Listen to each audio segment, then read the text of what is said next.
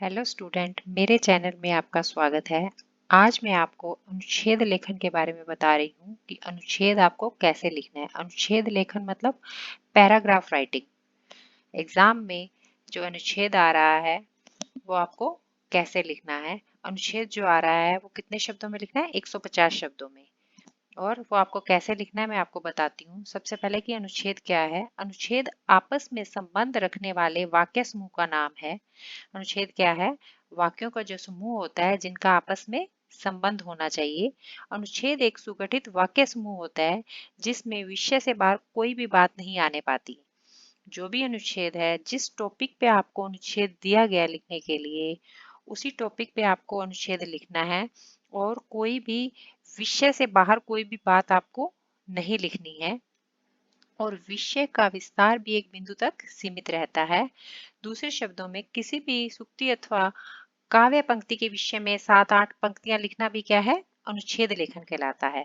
कभी कभी क्या है, दैनिक अनुभव या किसी घटना को भी अनुच्छेद के रूप में लिखा जाता है। कोई भी टॉपिक हो सकता है जिसके बारे में आपको अनुच्छेद लिखने के लिए दिया जाता है, बट आपको किन बातों का ध्यान रखना है।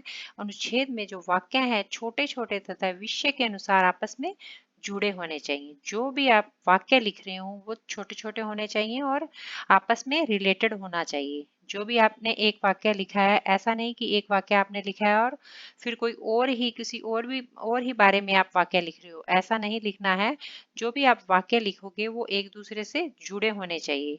अनुच्छेद का उद्देश्य क्या होना चाहिए? विषय को स्पष्ट करना होता है। जो भी टॉपिक दिया है उस टॉपिक के बारे में आपको स्पष्ट अनुच्छेद लिखना है। जो भी विषय है उसको स्पष्ट करना है। अनुच्छेद में क्या होगा, आपको ये विचार बिंदु दिए होंगे। जैसे एग्जाम्पल है, देश प्रेम के बारे में आपको अनुच्छेद लिखना है। लेकिन उन्होंने क्या विचार बिंदु दिए हैं कि देश प्रेम के बारे में आपको क्या क्या किस किस चीज के बारे में बताना है कि देश से स्वाभाविक लगाव एकता के लिए आवश्यक, मातृभूमि माँ के समान, बलिदान की भावना, इस बारे में इसको ध्यान में रखते हुए आपने अनुच्छेद लिखना है। जो भी वाक्य लिखने हैं इस इन विचार बिंदु को ध्यान में रखते हुए आपने लिखने हैं। और वाक्य जो हैं आपस में क्या होने चाहिए? जुड़े होने चाहिए।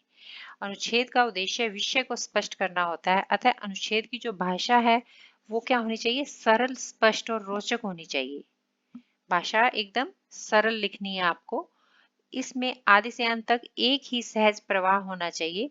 और परीक्षार्थी को अंक कितना लिखा के आधार पर ऐसा नहीं होगा कि आपने कितना बड़ा अनुच्छेद लिखा है। आपको जो मार्क्स लिखे मिलेंगे वो ऐसा देखकर नहीं मिलेंगे कि आपने कितना बड़ा लिखा है, कि मतलब आपने बहुत बड़ा लिखा है तो आपको 6 में से 6 नंबर मिलेंगे, ऐसा नहीं होगा।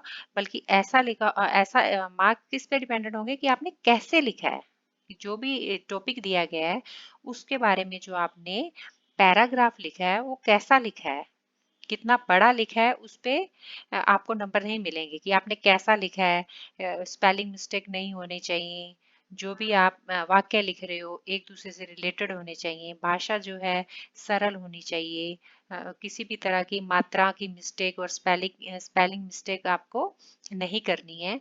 और जितने शब्द उन्होंने दिए हैं, जैसे 150 वर्ड्स में लिखना है तो आपको 150 वर्ड्स में ही उसको कंप्लीट कर देना है।